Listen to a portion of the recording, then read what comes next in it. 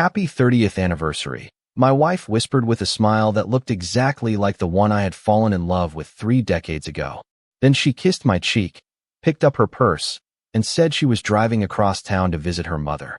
Less than 40 minutes later, I was sitting at a quiet corner table in an Italian restaurant, looking straight at the back of her chair. She had no idea I was there. Even now, thinking about that afternoon, I can still remember the smell of fresh basil drifting through the dining room and the soft piano music floating above the conversations. 30 years of marriage had taught me countless things about Claire Walker. I knew the way she tucked a loose strand of blonde hair behind her ear whenever she felt nervous. I knew she always ordered sparkling water before looking at the menu. I knew she laughed with her whole face whenever something truly amused her. But what I didn't know was that the woman I had trusted for half my life could look so relaxed while telling me a lie. That morning had started like every anniversary we had celebrated before. I woke up just after 6, brewed a pot of dark roast coffee, and stood by the kitchen window watching the first light settle over our quiet neighborhood outside Denver. Our maple tree was full of green leaves, and the bird feeder I had built years earlier was already attracting sparrows. Claire came downstairs wearing the light blue sweater I had given her the previous Christmas. She smiled warmly and thanked me for the flowers waiting on the kitchen island. For a few minutes, everything felt perfectly ordinary. We talked about the weather, about our grown daughter living in Seattle, and about whether we should finally take that road trip along the California coast before winter arrived. If anyone had walked into our kitchen, they would have seen a couple celebrating 30 years together with coffee, pancakes, and familiar routines. They would never have guessed that before sunset, my entire understanding of our marriage would begin to unravel. Around 10 o'clock, Claire glanced at her phone and sighed softly. "Mom isn't feeling very well," she said. "I think I'll spend a few hours with her before dinner." I nodded without hesitation. Margaret Collins was 78, and although she remained independent, she occasionally needed help around the house. "Tell her I said hello," I replied. Claire smiled again, kissed my forehead, grabbed her car keys, and walked out the front door. I spent the next hour wrapping the anniversary gift I had hidden in my workshop for weeks. It was a handcrafted wooden jewelry box made from walnut, lined with deep blue velvet, with our wedding date engraved beneath the lid. I had shaped every corner myself. My hands weren't as steady at 58 as they once had been, but I wanted this gift to carry something money could never buy. By early afternoon, I realized I had forgotten to pick up the chocolate cannoli Claire loved from our favorite Italian bakery.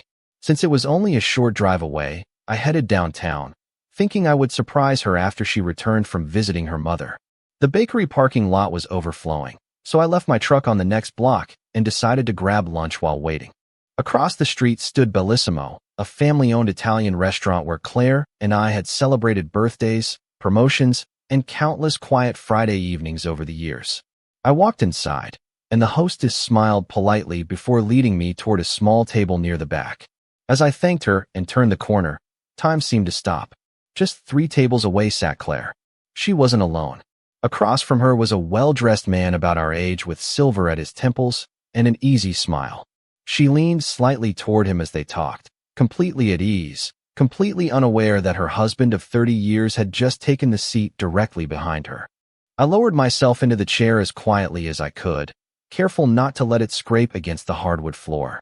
The hostess placed a menu beside my plate and asked if I wanted something to drink. I smiled politely and ordered black coffee, although I knew I would barely touch it. My attention never drifted far from the familiar voice only a few feet away. Claire sounded comfortable, almost carefree. It was a version of her that I had not heard in months. At home, our conversations had become practical and brief, filled with grocery lists, utility bills, and reminders about appointments. Here, every sentence carried warmth. Every laugh sounded effortless. I kept my eyes on the menu whenever either of them shifted in their seats, making certain that my reflection in the window behind them did not give me away. The waiter arrived with bread and olive oil for their table. Claire thanked him with the same gentle smile she always used in public. Across from her, the man waited until the waiter stepped away before speaking again. His voice was calm, confident, and familiar enough to suggest this was not their first meeting. I could not hear every word because of the conversations around us, but I heard enough. He asked whether everything had gone smoothly that morning. Claire nodded. She said that I believed she was spending the afternoon with her mother and that I had not asked a single question. She even laughed softly before adding, "Thomas has always trusted me." Those words landed harder than I expected. She was right. I had trusted her completely. I had never checked her phone. I had never questioned late errands or unexpected lunches. I had always believed that trust was something you protected by giving it freely, not by demanding proof every day. Looking back, I wondered whether that had been wisdom or simply innocence. The waiter placed a plate of chicken parmesan in front of the man and grilled salmon in front of Claire. Without thinking, she squeezed fresh lemon over the fish exactly the way she always did at home. Small habits survive even when larger truths begin to fall apart. The man smiled and leaned slightly closer, speaking quietly enough that I had to focus on every syllable. "Just a little longer," he said. "Everything is almost in place." Claire glanced around the dining room before answering. "I know. I just do not want anything to go wrong before it is official." My heartbeat slowed instead of racing. Strangely, I did not feel anger in that moment. I felt curiosity. What exactly was almost in place? What was supposed to become official? Those questions echoed louder than any accusation could have. A family at the next table celebrated a little boy's birthday as a slice of chocolate cake arrived with a single candle. Everyone clapped while the child smiled from ear to ear. For a brief second, I watched them instead of Claire. I remembered our own daughter, Sophie, when she was 6 years old, insisting that both her parents stand beside her every time she blew out birthday candles because she believed wishes came true only if the whole family stayed together. I wondered what that little girl would think if she could see her parents now. Claire reached into her purse and removed a small envelope. She slid it across the table. The man tucked it inside his jacket without opening it. Neither of them looked nervous. They looked practiced, as if exchanging envelopes over lunch had become another routine. I resisted every impulse to stand up and demand an explanation. 30 years deserved more than a public confrontation built on assumptions. If there was a truth hiding beneath this afternoon, I wanted the whole truth, not just the part one happened to witness over one quiet meal. They finished lunch slowly, talking about dates, schedules, and making certain that everything remained exactly as planned. They never once mentioned love. They never held hands. Yet somehow that made the entire scene even more unsettling. Whatever connected them seemed deeper than a passing mistake. It felt organized, intentional. When the check arrived, the man paid without hesitation. Claire thanked him, stood, adjusted the strap of her purse, and smiled before they walked toward the exit separately, leaving nearly a minute between them. I remained seated until both had disappeared onto the sidewalk. My coffee had gone completely cold. I finally lifted the cup, took one bitter sip, and made a decision that would change the course of everything that followed. I would not ask Claire where she had spent the afternoon. Not yet. First, I was going to learn exactly what I had just witnessed. I drove home more slowly than usual, letting the late afternoon traffic move around me while my thoughts stayed trapped inside that quiet restaurant. The mountains in the distance were covered with a thin layer of clouds, and the radio played songs I normally enjoyed, but I heard almost none of them. Every few miles, another memory surfaced, not because I was trying to relive the past, but because my mind had suddenly begun sorting through 30 years of ordinary moments, searching for the point where something had quietly changed. When Claire and I married, we had almost nothing. We rented a small apartment with faded carpet and a kitchen so narrow that only one of us could cook at a time.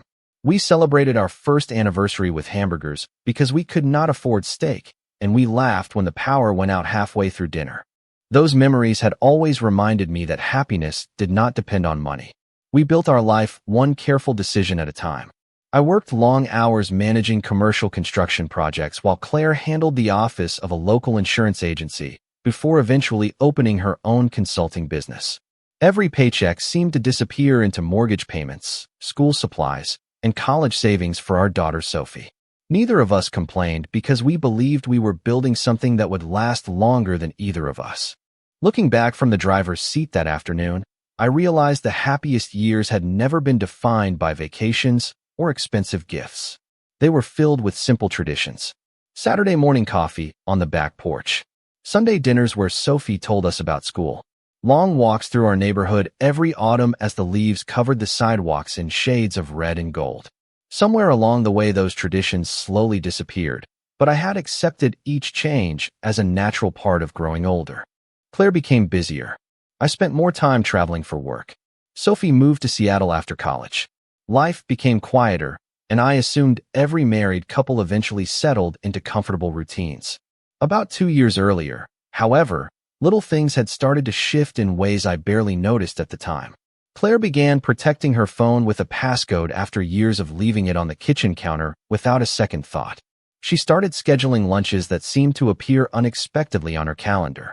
Sometimes she came home unusually cheerful, while other evenings she seemed distracted, staring out the living room window long after sunset. Whenever I asked whether something was bothering her, she smiled gently and blamed work. I believed her because I wanted to believe her. Trust has a way of explaining away details that would otherwise demand attention. I remembered one evening when I suggested we spend a weekend at the mountain cabin we had rented for our 25th anniversary. Claire declined almost immediately, saying she had too many client meetings the following Monday. I went alone, thinking she was simply dedicated to her business. Now I wondered whether work had ever been the real reason. There were birthdays she arrived late, dinners she canceled, and conversations she seemed eager to end, yet each event by itself felt too small to question. Together, they formed a pattern I had never stopped long enough to recognize. By the time I pulled into our driveway, the sun was beginning to sink behind the rooftops. Our house looked exactly as it always had. The flower beds Claire loved were still neatly arranged along the front walk. The American flag near the porch moved gently in the evening breeze. From the outside, nothing had changed. Inside, however, I felt as though I had entered a stranger's home. I carried the walnut jewelry box into my workshop instead of placing it on the dining room table. I carefully wrapped it in an old blanket and slid it onto the highest shelf where Claire would never think to look. Then I stood quietly for several minutes, resting one hand on the workbench that had witnessed so many years of building gifts for the people I loved. For the first time since leaving the restaurant, I understood something important. I did not need answers immediately. I needed facts. Assumptions could destroy a marriage just as easily as deception, and after 30 years together, I owed both of us the patience to separate one from the other. Whatever Claire was hiding had not been created in a single afternoon, and discovering the truth would require more than one unexpected glimpse across a restaurant dining room. It would require calm, discipline, and the willingness to see my own life without the comfort of familiar illusions. I slept very little that night. Claire came home just before 6 in the evening, carrying a paper bag from a bakery a few blocks away from her mother's neighborhood. At least that was what she said when she kissed my cheek and apologized for taking longer than expected. I smiled, thanked her for bringing dessert, and asked how Margaret was feeling. Claire answered without hesitation. She said her mother had been tired but in good spirits after they shared tea together. She even described replacing a light bulb in the hallway and helping organize a kitchen cabinet. The details sounded so natural that another version of myself might have believed every word. Instead, I quietly listened while remembering the restaurant only hours earlier. It amazed me how easily a convincing story could be built from ordinary details. We ate dinner at home instead of going out as we had originally planned. Claire blamed the long afternoon and suggested we celebrate properly over the weekend. I agreed without argument. She seemed relieved, though I could not tell whether it was because she felt guilty about canceling our anniversary plans or because she believed I suspected nothing. Later that evening, after she had fallen asleep, I remained awake in the living room with only the small lamp beside my reading chair casting light across the room. I opened my laptop and searched public business records, something I had done countless times during my career whenever I evaluated new construction partners. I typed the name Ethan Hayes into the search bar, expecting very little. Instead, I found that he owned a financial consulting company less than 20 miles from our home. His photograph confirmed he was the same man from the restaurant. Several articles described him as an experienced investment strategist who specialized in helping small businesses restructure their assets before retirement or ownership transitions. The phrase caught my attention immediately. Ownership transitions. Claire had mentioned nothing about meeting a financial consultant. I searched again using both of their names together. Nothing appeared publicly connecting them, but that did not ease my concern. The next morning, I followed my normal routine exactly. I left for work at 7, stopped for coffee at the same drive-thru, and greeted everyone at the office with my usual smile. My assistant, Karen, commented that I looked unusually serious. I laughed softly and blamed poor sleep. In truth, I had already made another decision. During lunch, I called Benjamin Foster, an attorney I had known professionally for nearly 15 years. Benjamin had handled several commercial contracts for my company before opening his own legal practice. More importantly, he was a man who valued facts over assumptions. We met that afternoon in his office overlooking downtown Denver.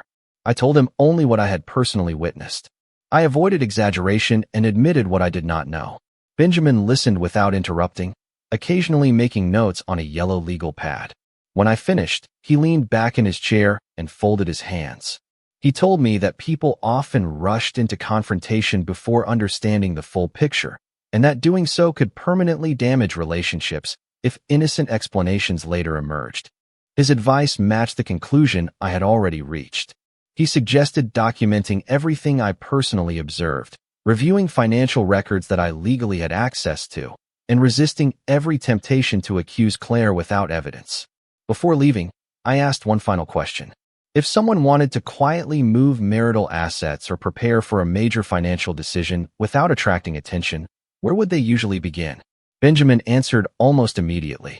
Bank statements, investment accounts, property records, and new financial advisors were often the first places unusual patterns appeared. As I drove home that evening, I realized I was no longer searching only for an explanation about one lunch. I was beginning to investigate the foundation beneath 30 years of shared decisions. If something significant had been happening behind my back, traces of it almost certainly existed somewhere beyond whispered conversations in restaurants. Facts leave footprints, even when people try very hard to hide them. All I needed now was the patience to follow those footprints wherever they led.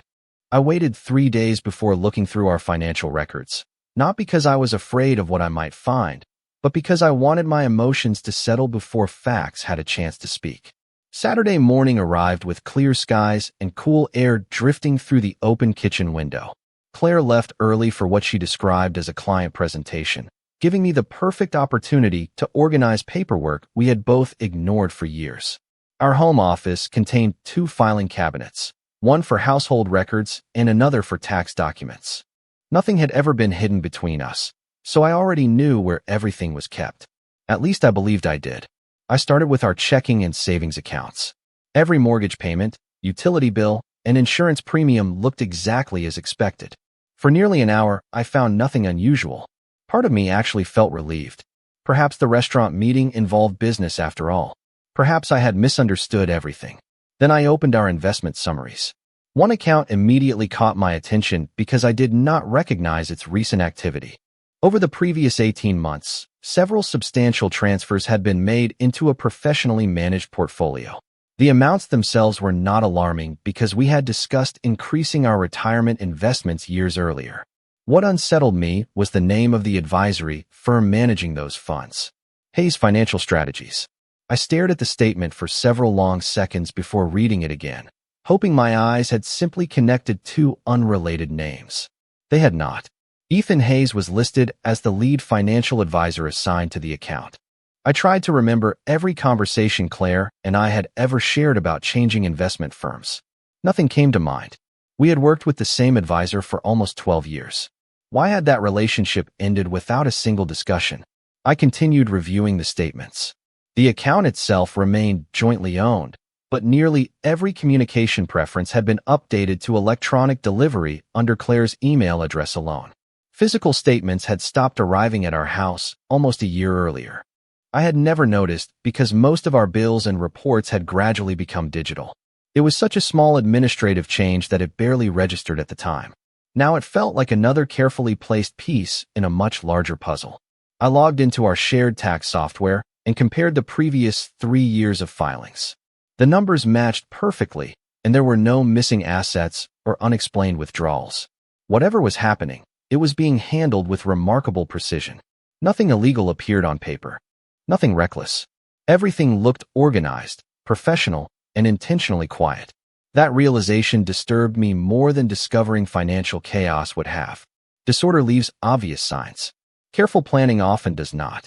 Before closing the files, I noticed one additional document stored in the digital folder.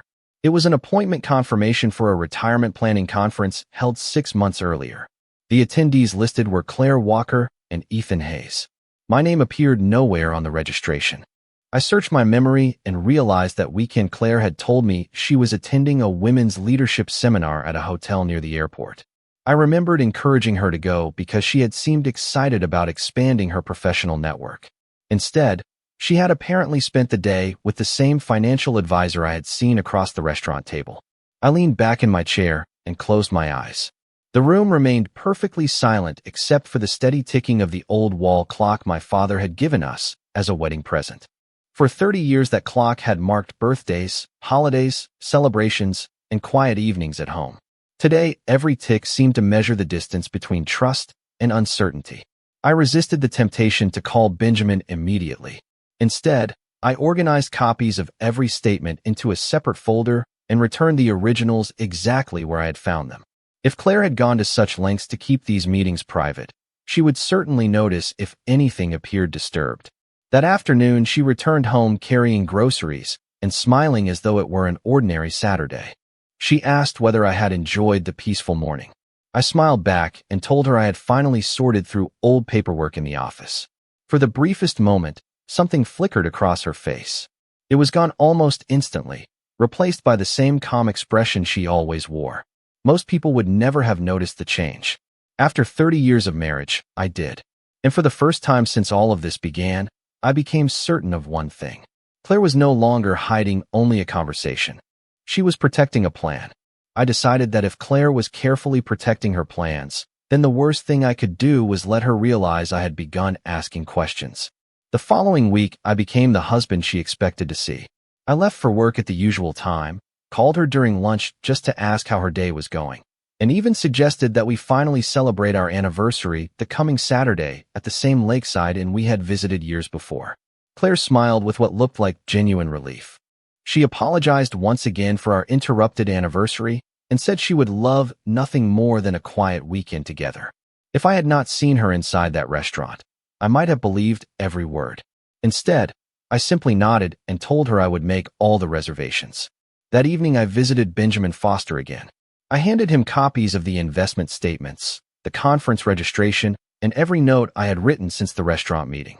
Benjamin studied each page carefully before looking up at me. He said nothing I had found proved misconduct, but it clearly demonstrated that important financial decisions had been made without my knowledge. He advised me to obtain complete records from our longtime financial advisor before making any conclusions. Fortunately, because the accounts were jointly owned, I had every legal right to request that information. 2 days later, I scheduled an appointment with our original advisor, Richard Monroe, a man who had managed our retirement planning for more than a decade before his recent retirement. Richard welcomed me warmly into his office and seemed genuinely surprised to see me alone. After exchanging a few pleasantries, I asked him why our accounts had been transferred to Hayes Financial Strategies. His expression changed immediately. He reached into a cabinet, removed a folder, and slowly opened it. Richard explained that Claire had contacted him nearly 2 years earlier, saying she wanted a specialist with more experience handling complex retirement transitions and estate planning. According to Richard, she insisted the change would benefit both of us and assured him we had discussed the decision together. He admitted he had assumed that was true because she sounded completely confident. Then he said something that stayed with me for the rest of the day. He told me that during his entire career, most married couples attended major planning meetings together, especially when retirement assets represented decades of shared work. In our case, however, Claire had attended every meeting alone. Richard apologized if that information caused concern because he had never intended to exclude me. I thanked him for his honesty and left without revealing everything I already knew. Outside, I sat inside my truck for several minutes watching people walk along the sidewalk carrying coffee cups and shopping bags. Everyone seemed to be living ordinary lives while mine quietly shifted beneath my feet. That afternoon, I requested complete transaction histories and meeting summaries from the new advisory firm. Since I was listed as a joint account holder, they agreed to provide the records within several business days. Everything remained completely professional, which somehow made the situation even more unsettling. Nothing about this appeared impulsive. It felt carefully organized over many months. Meanwhile, Claire continued behaving as though life had never changed. She talked about repainting the guest bedroom, asked whether we should replace the old patio furniture before summer, and even laughed while looking through photo albums from Sophie's childhood. Watching her smile over pictures of family vacations while knowing she had hidden so much from me created a strange sense of distance. We were sitting only a few feet apart on the same couch, yet it felt as though an invisible wall had quietly grown between us. On Friday evening, she surprised me with tickets to a local jazz concert scheduled for the following month. I accepted them with sincere gratitude because despite everything, I could still recognize kindness when it appeared. That realization complicated my emotions even further. People are rarely entirely good or entirely dishonest. Sometimes they become both at the same time, and that contradiction makes the truth much harder to face. Before going to bed that night, I unlocked the workshop cabinet and looked once more at the walnut jewelry box I had built with my own hands. For a moment, I considered giving it to Claire anyway, pretending none of this had happened. Then I gently closed the cabinet door. Gifts are meant to celebrate trust. Until I understood exactly what had been happening behind my back, that small wooden box would remain exactly where it was, waiting alongside the answers I had not yet found. 3 business days later, the records from Hayes Financial Strategies arrived in a thick envelope addressed to both Claire and me. I waited until she left for work before opening it. Every page had been prepared with the kind of precision that comes from experienced professionals. There were meeting summaries, investment reviews, retirement projections, and notes documenting recommendations made over the previous 18 months. Most of the information focused on ordinary financial planning, but one section immediately drew my attention. It outlined several possible ways to divide long-term assets in the event of what the document described as a major life transition. The language remained completely professional. It did not mention separation or divorce directly. Yet the examples all assumed 2 households, separate retirement distributions, and independent property ownership. What unsettled me even more was the attendance log. Every scheduled meeting listed Claire Walker and Ethan Hayes. My name never appeared once. I read every page twice before placing the documents back inside the envelope. Nothing proved that Claire intended to end our marriage, but everything suggested she had been preparing for significant changes without including me. That afternoon, I drove to Benjamin Foster's office carrying the complete file. He reviewed each section carefully before setting his reading glasses on the desk. Benjamin explained that financial planning for different future possibilities was not unusual by itself. People often explored multiple scenarios before making important decisions. The issue, he said, was not the existence of the plans. It was the complete absence of communication between spouses who jointly owned nearly every major asset. He advised me to remain patient because assumptions still had no place beside evidence. Before leaving, I asked him one question that had weighed on my mind for days. If Claire eventually wanted to tell me the truth, what would be the best way to make sure I actually heard it instead of reacting emotionally? Benjamin smiled slightly and said that sometimes the strongest position was simply allowing another person enough space to reveal themselves. There was wisdom in those words. I returned home determined not to force a confrontation before I understood everything. That evening, Claire suggested inviting Sophie to visit during the following month. She spoke enthusiastically about having a family dinner and taking new photographs together. I listened carefully, wondering how someone planning such complicated private meetings could also sound genuinely excited about bringing our daughter home. Human beings rarely fit into simple categories. That realization made every conversation more complicated than before.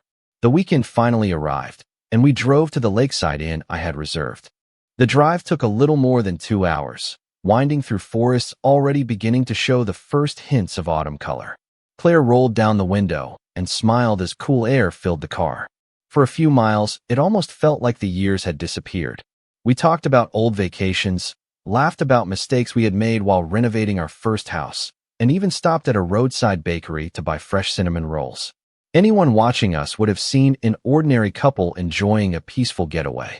After checking into the inn, we walked slowly along the shoreline while the late afternoon sun reflected across the water. Claire slipped her hand into mine exactly as she had done countless times before. I did not pull away. Instead, I quietly wondered whether she intended to tell me something during this trip. Several times, she looked as though she wanted to begin a serious conversation, only to change the subject at the last moment. That evening, we dressed for dinner in the hotel's dining room. Soft music drifted through the restaurant while candles flickered on each table. As the waiter poured sparkling water into our glasses, Claire took a slow breath, folded her hands together, and looked directly into my eyes with an expression I had not seen in a very long time. Before I could say a single word, she quietly told me that there was something important she had been trying to find the courage to explain. Claire kept her eyes on the candle between us for several seconds before finally speaking. Her voice was calm, but I could hear the weight behind every word. She said she had been carrying something alone for far too long, and that she no longer wanted to hide it from me. I remained silent. After everything I had discovered, I wanted to hear her explanation without interrupting. She slowly admitted that she had been meeting Ethan Hayes for almost 2 years. My hands remained folded on the table. She quickly added that Ethan was not part of a secret romantic relationship. He had been helping her prepare a financial plan because she believed our future was about to change in ways she had never known how to discuss with me. I asked only one question. Why did you feel you had to do it without telling me? Claire lowered her eyes. She explained that after I turned 58, she began noticing how exhausted I looked after every business trip.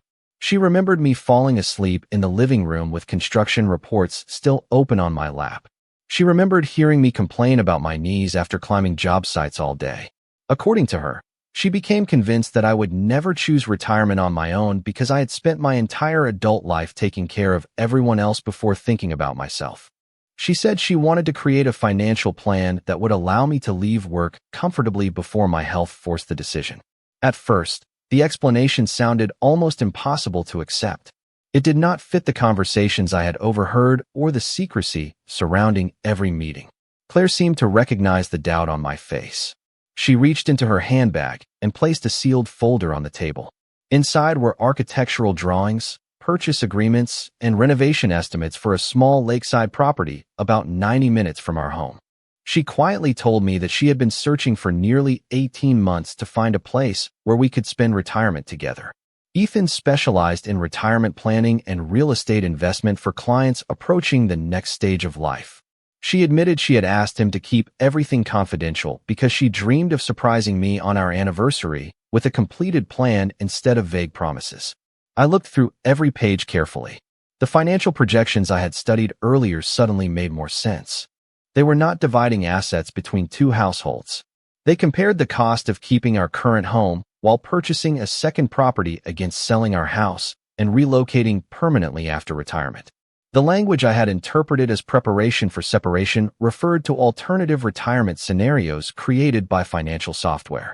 Even so, one question still remained unanswered. I quietly reminded Claire that I had seen her at the restaurant after she told me she was visiting her mother. She closed her eyes for a moment before giving a tired smile. Margaret had been waiting at the restaurant the entire time, she explained, but she had stepped outside to answer a call from her doctor just before I arrived. Ethan wanted to review final documents privately while they waited for her to return. Claire admitted that lying about where she was had been wrong, but she believed protecting the surprise mattered more than complete honesty in that single moment. She apologized without making excuses. Then she said something that left the entire table silent. She looked directly at me and said, "I spent so much time trying to plan the perfect future for us that I forgot the future only works if we walk into it together." I reached into my jacket, removed the copies of the investment records I had been carrying for days, and quietly placed them beside her folder. Claire stared at the papers, then looked back at me with tears gathering in her eyes. She immediately understood that our anniversary had not been the only surprise waiting at that restaurant. For a long time, neither of us spoke. The sounds of quiet conversations from nearby tables faded into the background while the candle between us burned a little lower. Claire looked at the copies of the financial records, and I watched the realization slowly settle across her face. She finally understood that I had been carrying my own secret ever since the afternoon at the restaurant. She reached across the table and gently placed her hand over mine. "You saw me that day," she whispered. I nodded. "I was sitting only a few tables behind you." She closed her eyes for a moment, and when she opened them again, there was no defensiveness left, only regret. She apologized for allowing a surprise to become a source of doubt. She admitted that every small lie she told had seemed harmless at the time because she believed the final result would erase the deception. Instead, each hidden meeting, every unexplained schedule change, and every quiet decision had slowly built a wall between us without either of us realizing how high it had become. I told her that I understood why she wanted to create something meaningful for our future, but I also explained how lonely it felt to discover that important chapters of our lives had been written without me. Marriage, especially after 30 years, could not survive on good intentions alone. It also required openness, even when honesty threatened to spoil a surprise. Claire nodded through quiet tears and admitted that she had been so focused on giving me a perfect retirement that she forgot I had always valued partnership more than presence. After dinner, she asked if I would still like to see the property the next morning before making any decisions. I agreed. The following day, we drove along a winding country road until we reached a peaceful lake surrounded by tall pine trees.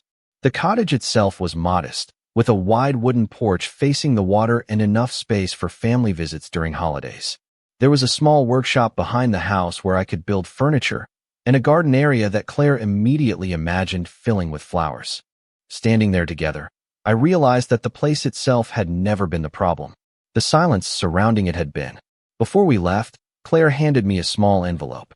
Inside was a handwritten letter she had started months earlier. She had planned to give it to me after revealing the surprise. In it, she wrote that every sacrifice I had made for our family deserved a future where mornings were slower, evenings were quieter, and work no longer determined the rhythm of my life. I folded the letter carefully and slipped it back into the envelope. Then I smiled and told her I had something for her as well. When we returned home, I walked into my workshop and brought out the walnut jewelry box that had waited on the shelf ever since our anniversary. Claire traced her fingers across the engraved wedding date inside the lid before looking back at me with a smile that reminded me of the young woman I married 3 decades earlier. We both laughed softly at how close we had come to allowing fear and assumptions to replace conversation. A few months later, I accepted a reduced role at work instead of postponing retirement indefinitely. Claire and I continued planning our future together, this time with every meeting, every document, and every important decision shared across the same kitchen table where our journey had begun. Looking back now, I no longer remember our 30th anniversary as the day everything almost fell apart. I remember it as the day we learned that trust is not protected by perfect surprises or silent sacrifices. Trust grows strongest when two people are willing to tell each other the truth before imagination has the chance to write its own story.